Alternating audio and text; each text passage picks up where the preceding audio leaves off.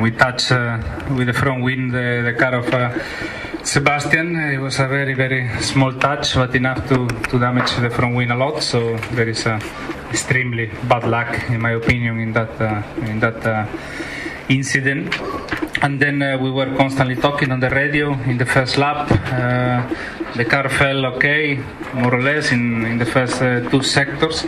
And from the television, the team saw damage on the front wing, but we knew that in lap 3 or lap 4 we switched to dry tires. So if we could make it to that lap, we save maybe 20 seconds or 30 seconds in the race. So at that point we said, at the moment everything looks okay.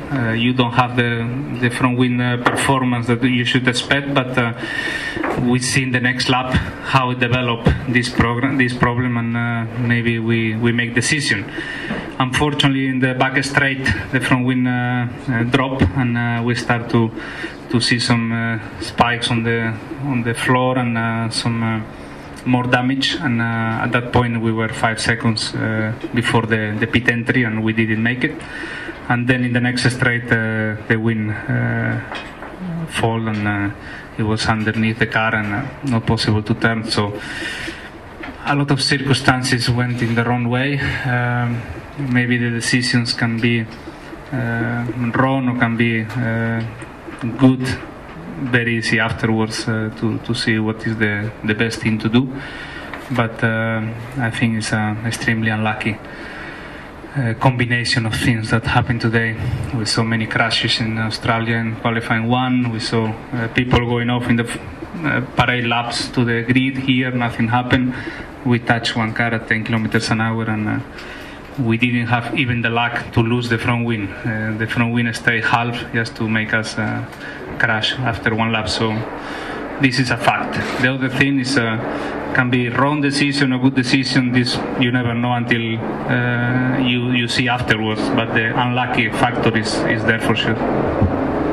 What do you think you could have achieved with a normal race today, and what does that tell you about how much you need to make up or how strong you are in championship contention? I think today we had a good car, and I don't think that we were too far from Red Bull pace, especially in the race. They didn't have the easiest weekend here in Malaysia. In Australia they were very strong. They were first and second in all practice, first and second in qualifying, and they were very, very good and very fast.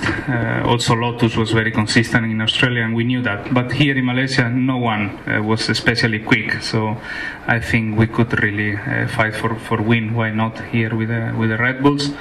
But obviously from television it's difficult to know.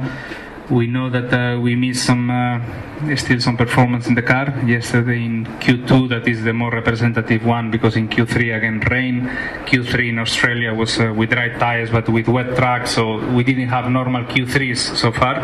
So the last reference was Q2 here, and we were 6/10 of Rosberg. So for sure there is still missing some pace, and in China and Bahrain we will try to reduce this gap. There are 3 weeks now to work in factory to bring some new parts. Everyone will do it, but hopefully we can take a bigger step than the others.